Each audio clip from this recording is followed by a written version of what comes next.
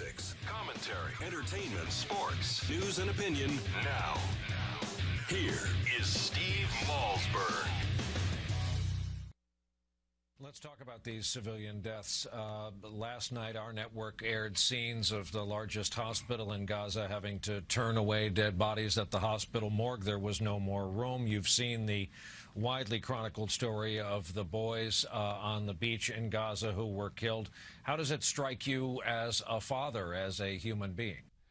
All right, that was one of the most disgusting displays I've ever seen by Brian Williams talking to Benjamin Netanyahu, the Prime Minister of Israel. How does it strike you as a father, as a human being? I mean, you know, who are you talking to? What are the circumstances? Put it in perspective and ask the proper questions. But when you have a bleeding heart and you're biased in your coverage, I guess that's what you're going to get. Joining us now to talk about all of this, ladies and gentlemen, is Gidi Grinstein. Grinstein, sorry. And he is the founder and president of Reut. I said that better than his last name. Welcome, sir. Appreciate you coming by. Thank you very much for having me. All right, so tell us first of all what Reut is exactly, what your foundation, your company does. Reut is a non-profit, non-government organization, and we are basically a strategy and leadership group. We deal with acute challenges facing Israel. We've done a lot of work on issues relating to national security, but also on economic development. All right, now you are well aware of what's taking place today insofar as the Israeli cabinet unanimously rejecting the proposed one-week-long ceasefire by John Kerry and some others, I guess, who worked it out. Your response to that? I think it is generally expected. I don't know a single person in Israel, and I have a lot of friends ranging from the left to the right that supports a ceasefire right now. Israelis have been shocked by the extent of the tunnel system that has been created by Hamas in Gaza, the extent to which it goes under the border and into Israel, under Israeli communities, and there is a strong consensus in Israel that that whole system needs to be destroyed before any ceasefire can be discussed. And it's interesting, you said, you know, a lot of people on the left, a lot of people on the right, and the fact that this was, there was unanimity in this vote in the cabinet, I would imagine there are people who lean both ways in the cabinet, certainly, and they all were in agreement, so that is symbolic as well, correct? Highly unusual to have a unanimous decision on this such sensitive matter, sensitive issue, because you have to understand that the Israeli government is a coalition government. It represents a range of parties from the center left to the center right, even to the far right. But I believe that this really reflects the intentions of the public, the spirit of the public, that whole system of tunnels that has shocked the Israeli public has to be dealt with, and Israel cannot accept a ceasefire at this phase of the conflict. However, they are discussing a humanitarian ceasefire for 12 hours, I believe, that can come into effect sometime soon. And well, you know, the other ones that have taken place, or at least one I think took place, and Hamas violated that. It was a 5-hour, and I think within 3 hours they violated it. Let me ask you about the reports that have appeared in the Israeli media that through the capture of these Hamas terrorists, Israel has found out that there was a plan to send a huge force of Hamas terrorists through these tunnels on Rosh Hashanah and kidnap as many Israelis as possible and bring them back to the Gaza Strip. What you're referring to actually underlies a message that I hear from Israel. It's also my personal feeling that this conflict that sort of escalated into where we are right now is almost a miracle for us. Just imagine that the United States of America would have been able to identify the plot to do the September 11 attack on the World Trade Center just before it happened. This is what happened to us. The Hamas was preparing the infrastructure for a huge, unprecedented terror attack.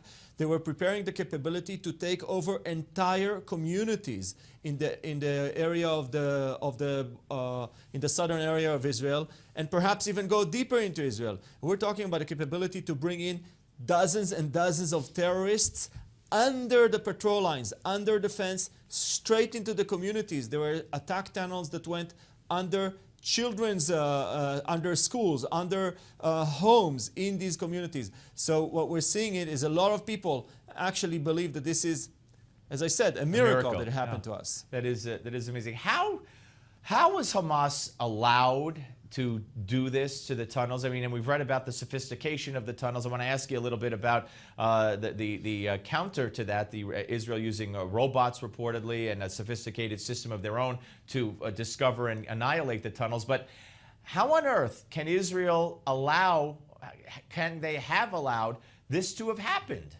Well, first of all, we have to remember that Hamas is a very determined adversary of Israel. Hamas seeks to destroy the state of Israel. It is not about a border dispute here or there. It's not about some sort of tension. It is about the fundamental rejection of the right of the state of Israel to exist.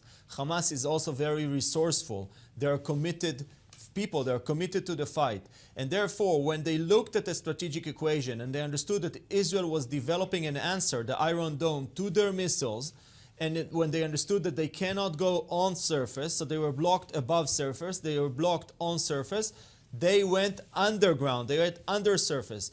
And you have to give it to them. I mean, it's kind of shocking the effort that they put into building these tunnels. And people say that with the amount of work and energy and resources that they put underground, they could have built an entire education system, entire healthcare. Absolutely. That's astonishing. Yeah. But if you put that argument aside, what they have done underground is really remarkable. And it is not the first case in history when a country that has more power is surprised by a weaker entity that is resourceful and is able to come at it from a blind spot. All right, now what about the counter to that? And that's the advanced technology that Israel's using to root out these tunnels and also to destroy them. Well, in the same way that we have developed the Iron Dome, by the way, with the generous support of the United States of America and American Congress and administration, and this is a moment as an Israeli to say thank you to the American people for that. I believe that at some point there will be a technological solution also to the issue of the tunnels. However, the war is a little bit like a cat and mice game. There will be another technology, another innovation that will bypass the innovation that we will create. It's an endless process. It's been going on since the Stone Age and it will continue deep into the future. So I don't think that we have any sort of final answer to this to these innovations on the other side. They're committed, they're determined to fight us, and we will have to continue to confront them a while into the future. How afraid or concerned, not afraid, how concerned is Israel, or are you personally, that Hezbollah is just, waiting maybe tomorrow, the day after, they join Hamas from another front, and, they've had a couple of years now to replenish, and they're just as committed as Hamas, I would assume, and who knows what they've developed in the past couple of years, missile-wise, capability-wise, tunnel-wise, I don't know. You're right. I'm sure it's a major concern for defense establishment, the Prime Minister, the Minister of Defense. Personally, my son is now deployed in the north in case something like that happened, together with his unit and many other units. But we have to remember that Hezbollah as well is overstretched right now. They're fighting in Syria, they're challenged internally in Lebanon, and I don't think that they need another problem, another challenge coming from Israel. Having said that, anything could happen. Another area of potential instability is the West Bank. So far, quite quiet, but it can go out of stability as well. Not quiet yesterday, and I think they're calling for a day of outrage tomorrow. That's why I sort of qualified, Yeah, so, is that not Abbas's concern for the most part, or does that still put Israeli police and IDF forces out there and in danger? Well, anything happening within the area of Jerusalem, northern Jerusalem, is controlled by Israel, is the responsibility of Israel. Anything happening in what we call Area C, which is under Israeli security control, responsibility of Israel. Anything happening in the areas under the control of the Palestinian Authority, which is roughly 40-50% of the West Bank, responsibility of Mahmoud Abbas. But they're not going to stay there. They're going to come to where you guys are. Exactly. But the point is that this is also a dramatic moment for the Palestinian Authority, because it is really unclear what will be the political outcome of this conflict. Remember that the Palestinians have been divided since January 2006, with Hamas controlling Gaza and with Abu Mazen and the Palestinian Authority controlling the West Bank.